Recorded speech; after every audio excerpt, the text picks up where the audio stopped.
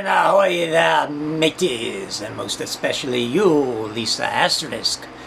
I watched your video where you were talking about the deadly bacteria in the mouth of a hyena.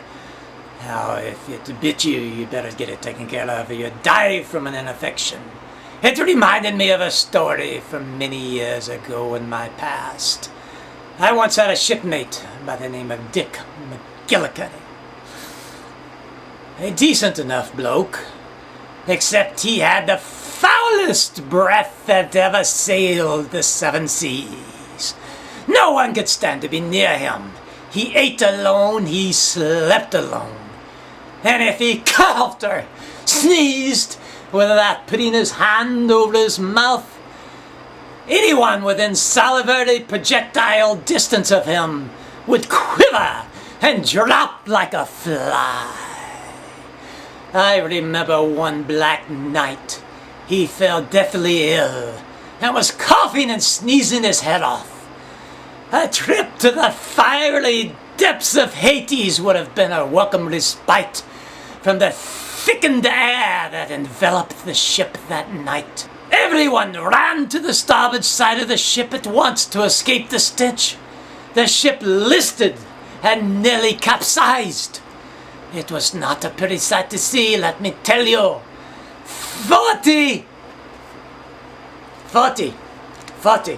hardened sailors, the type of men who could have a gangrenous, infected leg. A gangrenous leg cut off without even flinching, I tell you. And yet some of them were crying like babies. The rest of them had their heads hung over the side of the ship, retching their guts out from the meal of cheese and anchovies they had had earlier that evening. All 40 sailors on one side of the ship, and one Dick McGillicuddy on the other side, hacking and wheezing and snorting and sneezing, and his foul, putrid, biologically rich exhalations into the still nighttime air. Whew. It was a long night. The next morning, a plank was placed over the edge of the ship.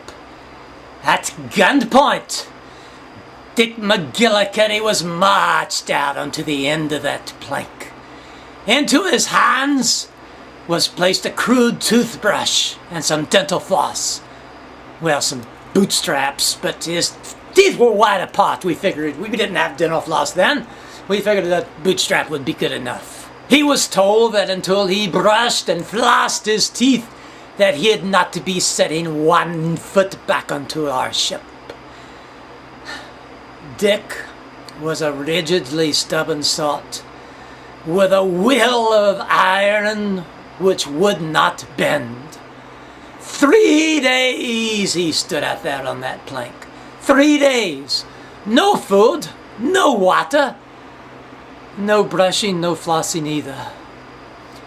I grew worried that Dick might have a stroke. Finally, he begged an orange off of one of the softer-hearted sailors watching over him. I watched as he sunk his filthy, rotten teeth into that orange, and then he spat out some seeds onto the plank he was standing on. Such was the power of the atomic filth living in his mouth that the plank began to smolder and then disintegrated and gave way, plunging Dick deep into the sea. As fate would have it, a school of sharks happened to be swimming by at that very moment. Dick held out his orange to one of the sharks as if to say, "Here, eat this and spare me, Dick." But the shark didn't listen, and with one huge bite, took Dick's head into its gaping maw. And then a strange thing happened.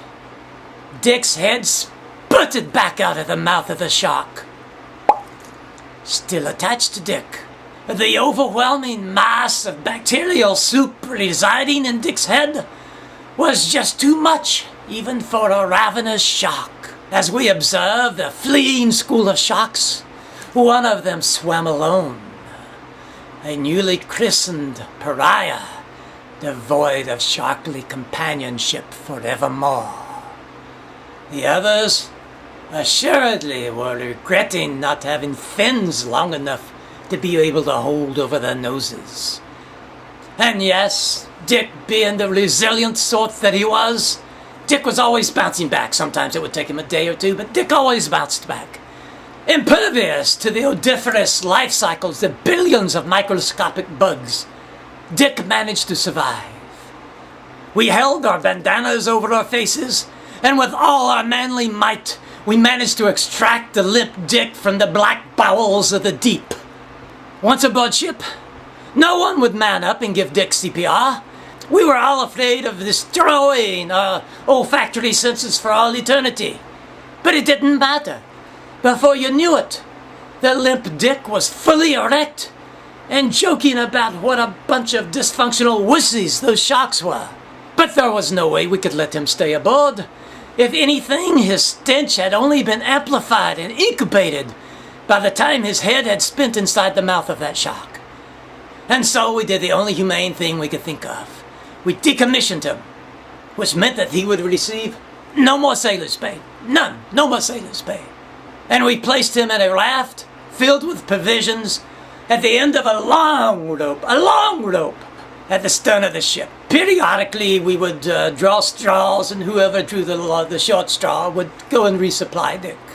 And so, the moral of the story is, don't be a dickhead. Because if you are,